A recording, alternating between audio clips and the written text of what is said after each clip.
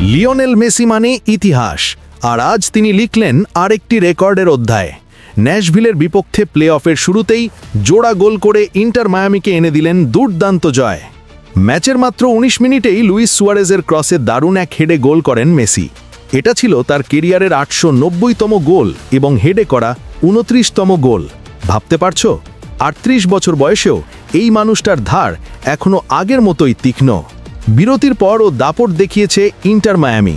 ৬২ মিনিটে তাদেও আলেনদের গোলে লিড দ্বিগুণ হয়, আর এই আক্রমণের শুরুটাও মেসির পা থেকেই নেয়। আর যোগ করা সময়ের ৬ মিনিটে প্রতিপক্ষের ভয়াবহ ভুলের সুযোগ নিয়ে আলতো টোকার এক মাস্টার ক্লাস গোল করেন মেসি।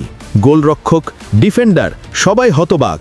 মেসি এখন হয়ে গেছেন MLS-এর এক পঞ্জিকা বর্ষের সর্বোচ্চ গোলদাতা, গোল সংখ্যা ৩৯।